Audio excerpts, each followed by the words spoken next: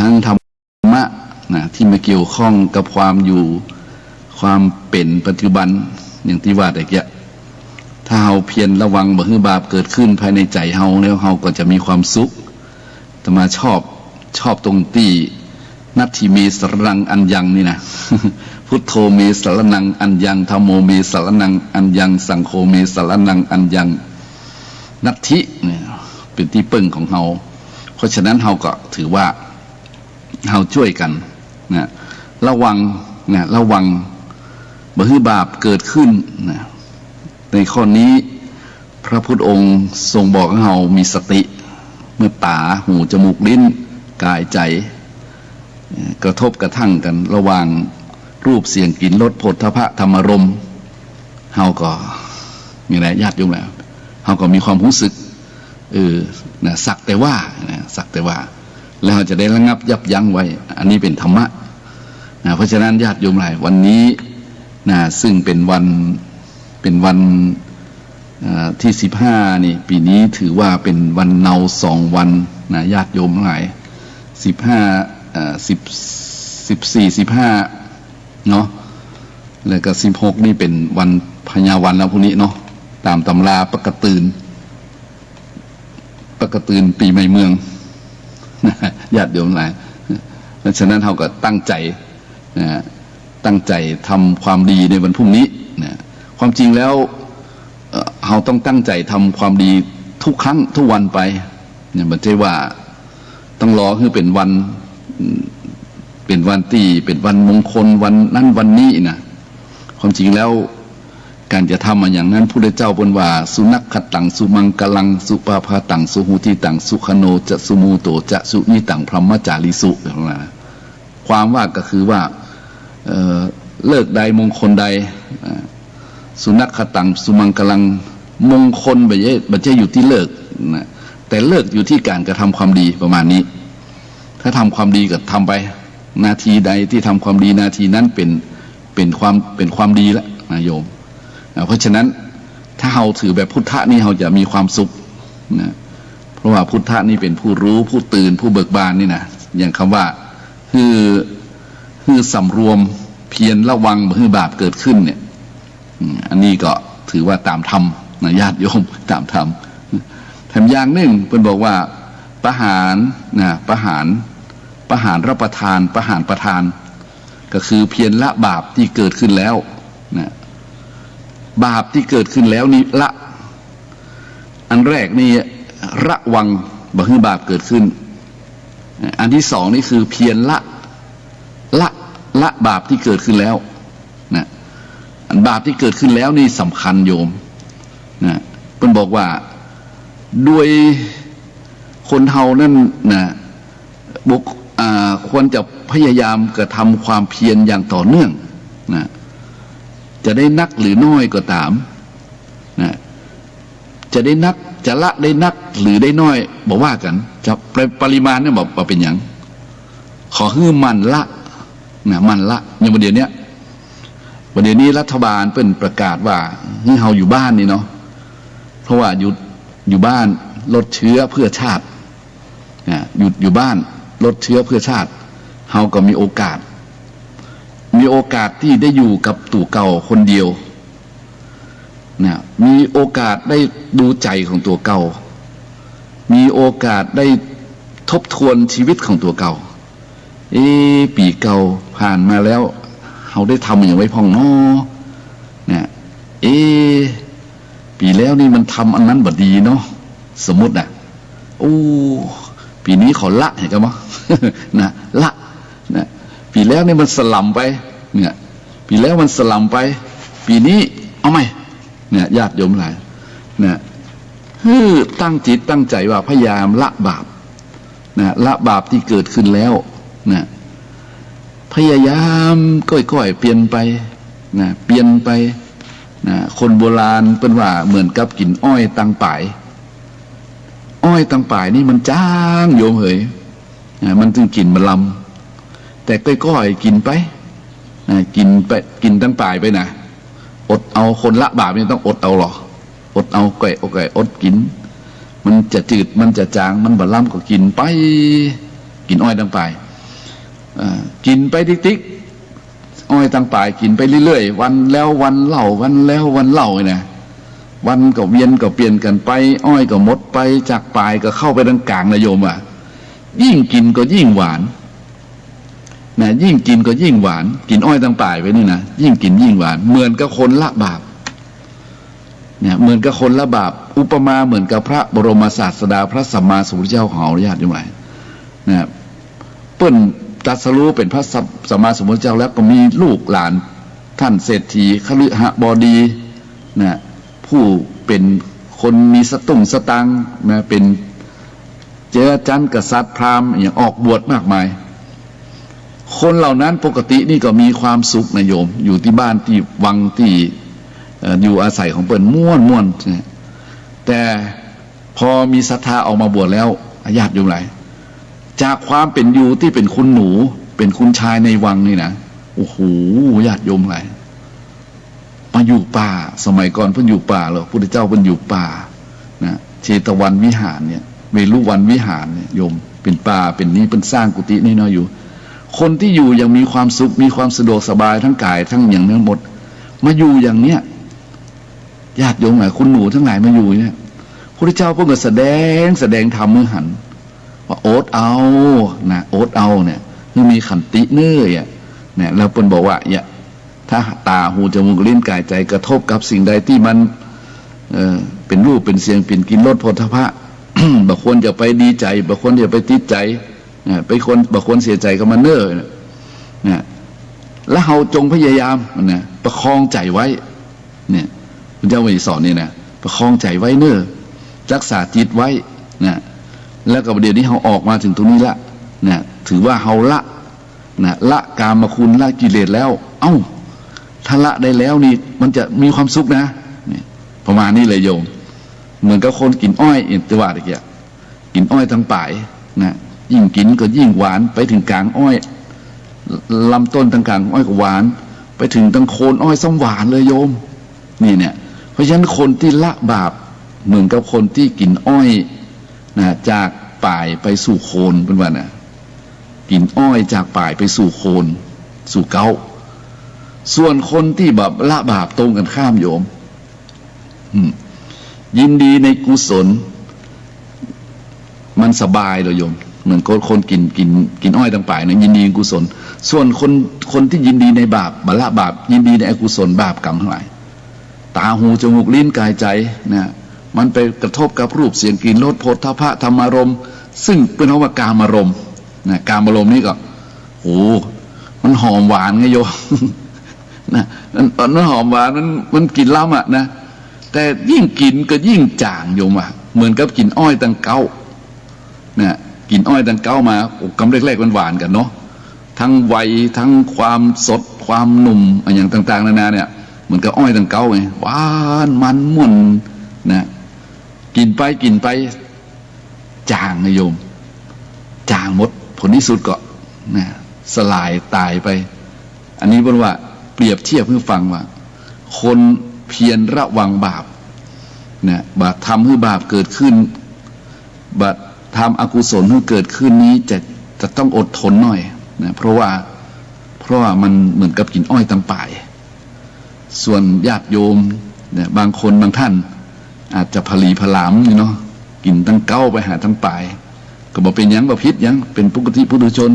แต่เพื่อรู้ถึงเรื่องกุศลมาได้นะทำไมเป็นกุศลนี่ก็จะทำให้ได้ทราบว่าเป็นว่าหวานเป็นลมขมเป็นยานะอดเปรี้ยวไว้กินหวานเนี่ยจะต้องมีอุดมการณ์ต้องมีความอดมีความทนนะญาติโยมหลายอันนี้ญาติโยมฟังเพราะฉะนั้นก็คนใดที่ระวังได้ก็เป็นบุญละบาปที่เกิดขึ้นแล้วได้ก็ยิ่งเป็นบุญกว่าเก่านะเพราะฉะนั้นอันนี้ก็เป็นธรรมะที่เหมือนกับได้อ่านในคำพยากรณ์ไงโยมนะคำพยากรณ์ปักกระตือนนะปักกระตือนปีใหม่เมืองนะอย่างที่เล่าให้อ่านให้ฟังเมื่อกี้ว่ามันเป็นเช่นนี้นะคนใดได้ทำความดีไว้นะก็จะได้ตามอำนาจแห่งบุญกุศลที่ตัวเองทำไว้มันตรงเป๊ะ ตรงเป๊ะนะญาติโยมหลาย ตรงเป๊ะเลยเพราะฉะนั้นก็มาอู้มาให้ญาติโยมฟังเนาะวันนี้ก็ขออนุโมทนากับบุญกับโยมด้วยนะที่ร่วมทำบุญทำกุศลนะที่ร่วมทำบุญทำกุศลตามวัดวาอารามต่างๆนะถึงวัดเหนือถึงวัดใต้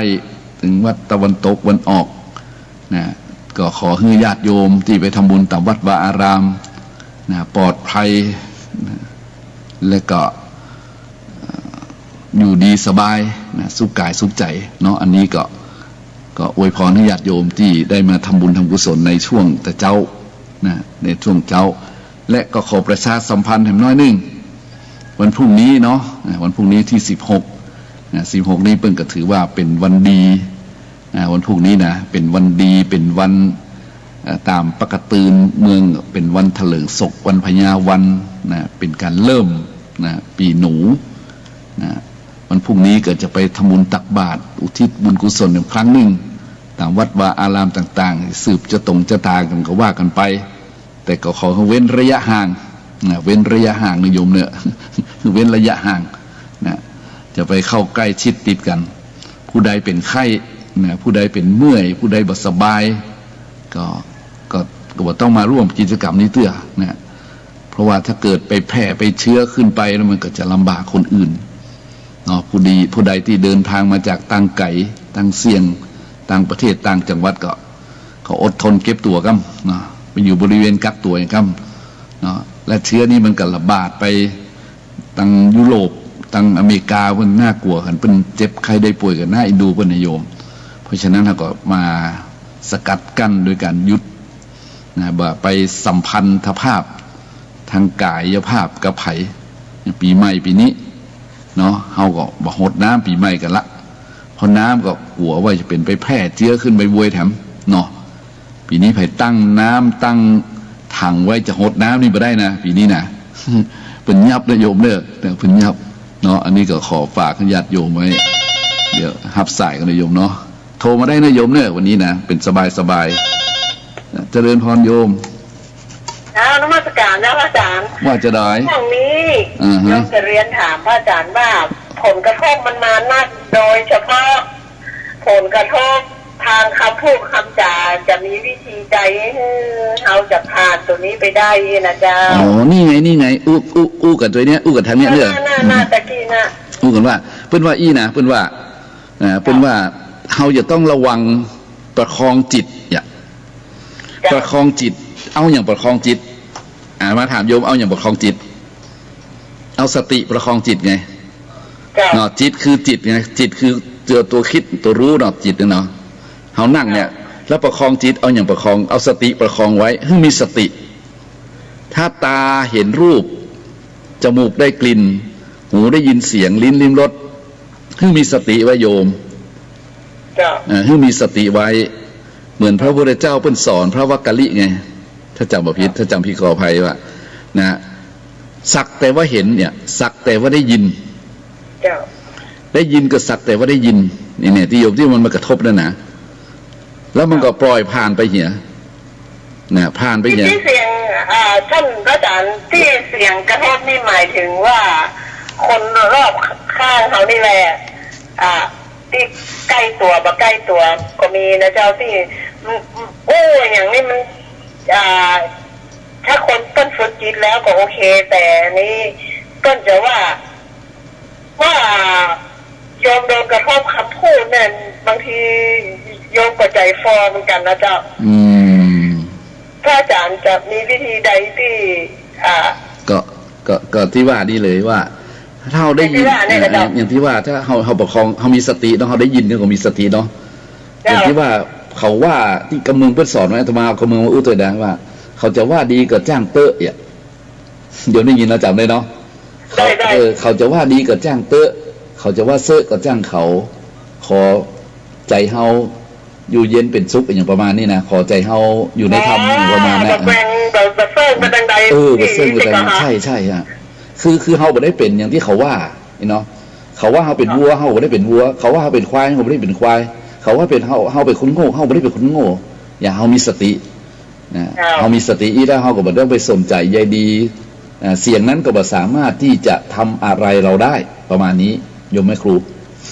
อ๋อเจ้าประมาณนี้ประมาณนี้ โอ้ ประมาณนี้เลย ว่าพอโยมโดนเริ่ม4-5 วันวันนี้นะโยม อ๋อ บางทีโยมก็ใจพอบางทีโยมเอาไหนมาตันไหน อ๋อ อาจารย์โยมก็เลยเตี้ยวหนีเลยเจ้า เตี้ยวหนีก็ดีไปอย่างเว้นระยะห่างไปเลยก็ดีไปอย่าง แต่ทีนี้ ผมไม่ไหวเลยนะเสียงนี่นะ แต่มันบางครั้งมันก็ต้องเกี่ยวพันกันเนี่ยเจ้า ใช่บางครั้งมัน ญาตินี่นะ ฮะนะโยมบางทีก็ได้ฟังแต่สักแต่ว่าได้ฟังผ่านๆเนี่ยนะเขาบอกเข้าใจเขาแล้วรอวันหน้าเขาอาจจะเข้าใจเขาก็ได้ เจ้า เขาบ่ต้องไปเอามาใส่ใจทั้งหมดเนาะนะมันจะได้เบาบางลงไป โดยเฉพาะคนปฏิบัติธรรมอย่างเขานี่ก็สบาย เจ้าแม่นเจ้า เพิ่นจะว่าได้ก็จ้างเตอะเนี่ยอย่างที่ว่าในกำเมืองเนาะจะว่าเสื้อจังเขาจะว่าอย่างดีจังเขาใจเขาสบายแล้วนะแผ่เมตตาว่าเถียโยม เจ้า เป็นสุขเธอเนาะ